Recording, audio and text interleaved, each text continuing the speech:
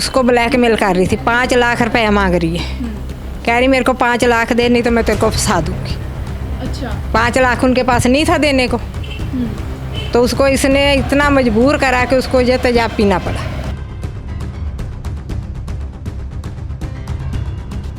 मैंने इसको पूछा, कहता इसने मेरे को ब्लैकमेल कर रही है, बहुत तंग कर रही है, इसीलिए मेरे को मजबूरी में ये तेजाब पीना पड़ा। इन्होंने पूछा कि तूने ये काम क्यों किया, तो वो कह रहे हैं कि ये मेरे को बहुत परेशान कर रही है, दुखी कर रही है, मेरे ऊपर बहुत प्रेशर है।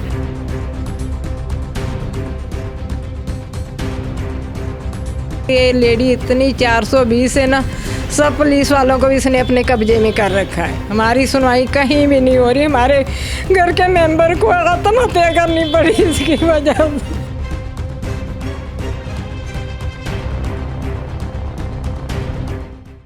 पाइल्स फिशर फिस्टुला यह एक आम समस्या, इस समस्या से जूझ रहे लोग करवा सकते हैं शारकरप शारसूत्र चिकित्सा। नीचे दिए नंबरों पर संपर्क करें। खबरों की दुनिया में हर रोज नए नए तरह के अपराध सामने आते हैं, नई तरह की खबरें सामने आती है, अजीब अजीब और अलग तरह की घटनाएं सामने आती हैं।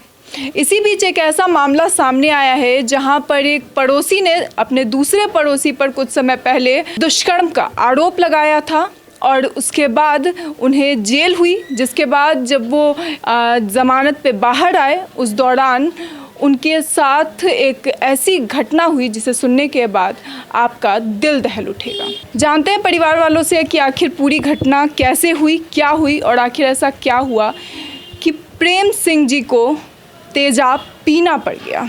मैम आपका नाम? अमरजीत कौर।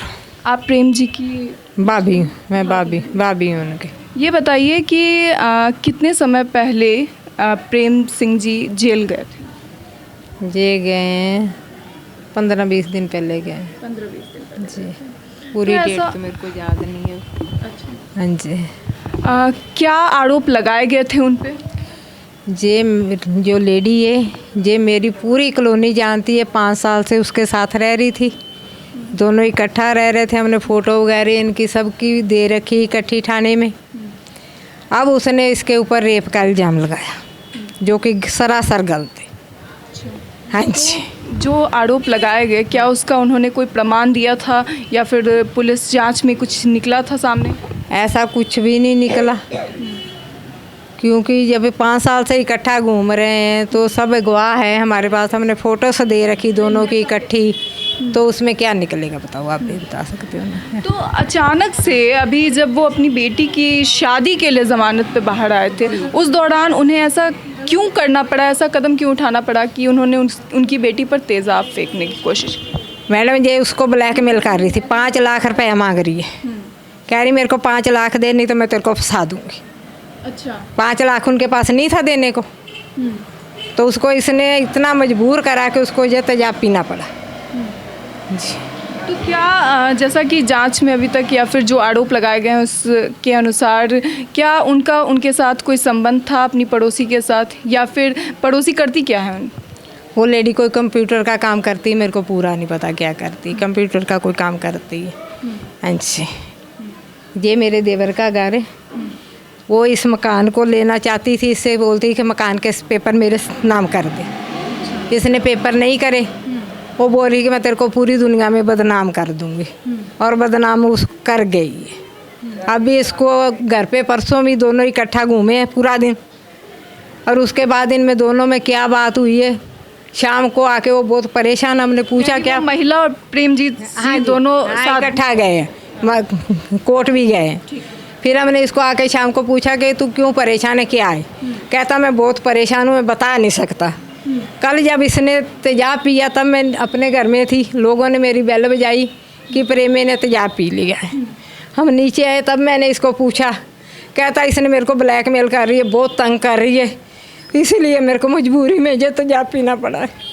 बेटी की शादी कितने दिन पहले हुई थी? बेटी की संडे को शादी थी अभी। तो ये शादी पहले ही फिक्स हो गई थी, फिर ये सारी चीज़ें? शादी बहुत पहले फिक्स हो गई, इसको सारा कुछ पता है, किस तरीके की हमारी शादी है, किस तरीके की उसकी एंगेजमेंट है, सब इस लेडी को पता था। इसी ने उसी तरह गामा करा है ये सारा। अच्छा जी।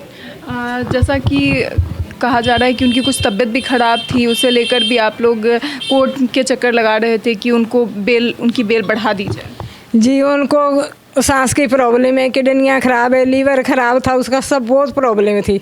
इसलिए हम बोल रहे थे कि चलो उसको जमानत मिल जाओ, घर पे बैठ के रेस्ट कर ले, मगर इस लेडी ने कुछ भी नहीं उसका होने दिया। जी। आप प्रेमजीत जी की बहन हो? हाँ जी, मैं उनकी सिस्टर हूँ। हाँ जी, बड़ी बहन है? मैं छोटी हूँ उससे।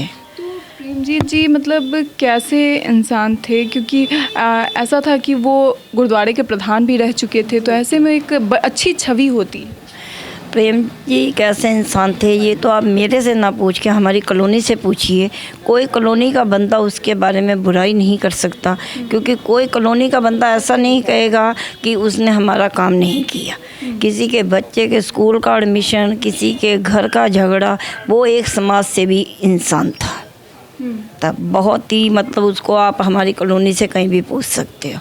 ऐसे में क्या कौन सी ऐसी जो थी वो कहिए कि कोई नस पकड़ ली उस औरत ने, जैसा कि आपने कहा कि आरोप लगाने के कुछ तो साक्ष्य रहे होंगे उसके पास?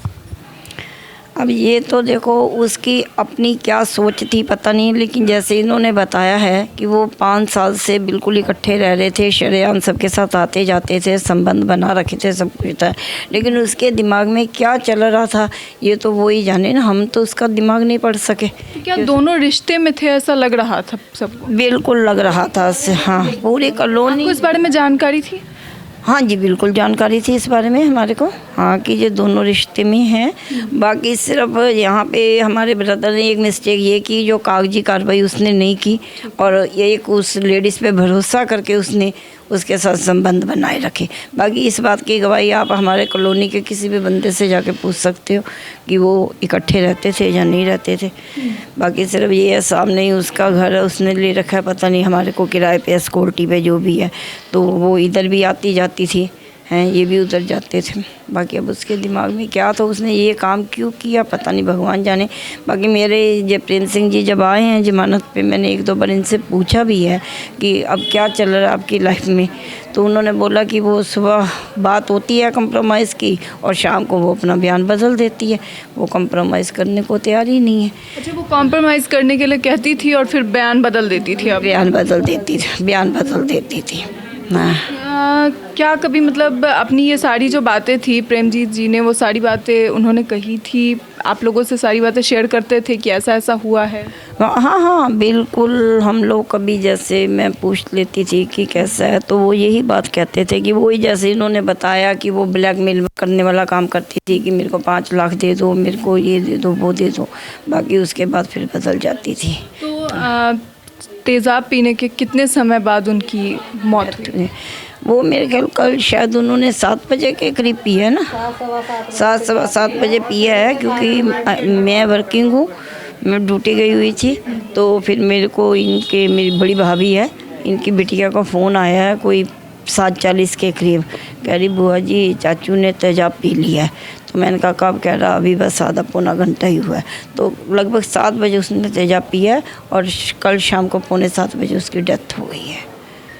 हाँ जी, राममनोहर लोहिया में। उस बीच उन्होंने कुछ बताया हो कि क्यों ऐसा, उनका क्या दिमाग में उनके आया कि उन्होंने जाकर एसिड अटैक किया और फिर खुद ही वो तेज़ाब पी भी लिया? वो तो उन्होंने कल सुबह इन्हीं को जब ये गए हैं तो उस समय इन्हीं को बोला कि इन्होंने पूछा कि तूने ये काम क्यों किया, तो वो कह रहे हैं कि ये मेरे को बहुत परेशान कर रही है, दुखी कर रही है, मेरे ऊपर बहुत प्रेशर है, तो इसलिए। बाकी हॉस्पिटल में कल हमारे भाई भतीजा वगैरह थे, तो हम वहाँ पे नहीं थे, वहाँ का हम कुछ आपको अपनी तरफ से गलत नहीं बोलेंगे, जो यहाँ पे हुआ हम आपको वो बता रहे हैं। तो मैम उसकी तस्वीरें होंगी अगर वो रिलेशनशिप में थे उनके साथ? बिल्कुल बेटा, उनके जन्मदिन की, बच्चों के जन्मदिन की, उसकी लड़की को मोबाइल गिफ्ट करा, उसके बिल हमने सारे थाने में दे रखे हैं, मगर हमारी कोई सुनवाई नहीं हुई। ये लेडी इतनी 420 है ना, सब पुलिस वालों को भी इसने अपने कब्जे में कर रखा है, हमारी सुनवाई कहीं भी नहीं हो रही। हमारे घर के मेंबर को आत्महत्या करनी पड़ी इसकी वजह से। तोहफे वगैरह भी देते थे वो उनके बच्चों को, और देते थे, हमेशा लेके देते थे। घर से इतना इतना सामान पूरा अपना उठा के उसको दे रखा है, कपड़े बनवा के देते थे, जन्मदिन मनाते थे, उसकी तस्वीरें सब हमने थाने में दे रखी, मगर कोई हमारी सुनवाई नहीं कर रहा।